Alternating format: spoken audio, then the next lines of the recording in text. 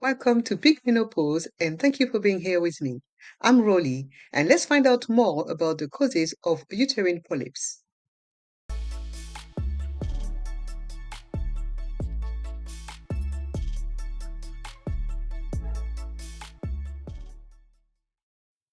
Polyps are growths that develop in the lining of the uterus.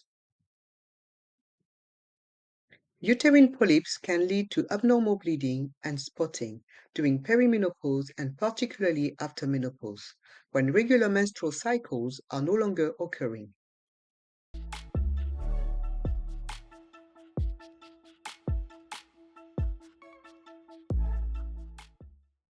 The primary factor driving their growth is elevated estrogen levels. Estrogen plays a key role in thickening the endometrial lining during each menstrual cycle. Throughout the menstrual cycle, estrogen levels naturally rise and fall, causing the endometrium to prepare for pregnancy by thickening and later shedding if pregnancy does not occur. While the exact cause of polyp formation is not fully understood, it is believed that an overgrowth of the thickened lining may lead to the development of polyps.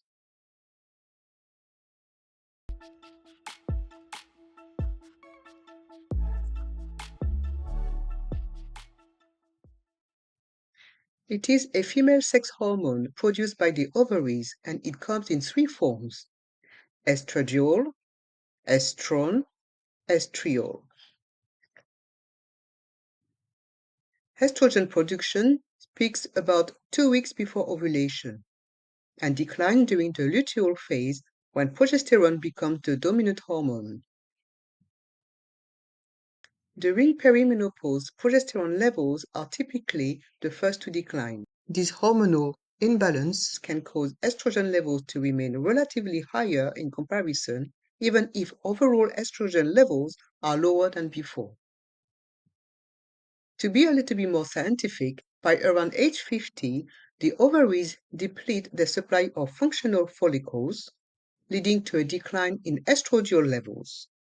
This drop triggers familiar menopause symptoms, although the body continues to produce estrone.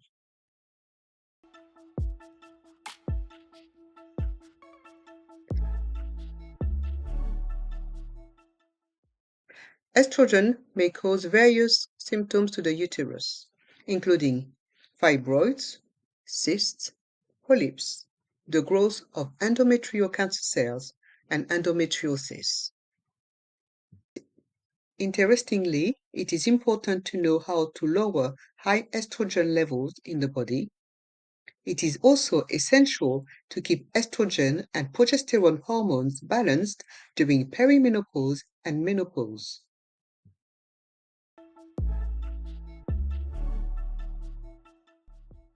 I hope this video was informative and brought you value and answers to all your questions.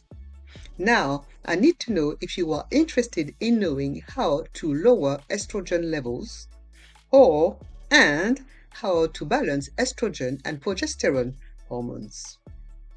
If so, type hormones in the comments and I will share a video with all the information. Subscribe to our Pink Menopause newsletter and get your infographics and a welcome pack once you have subscribed. Don't forget to subscribe to Pink Menopause YouTube channel and to share this video. It might just help another woman in the world. Thank you for your time and I see you in our next Pink Menopause video. Have a lovely day.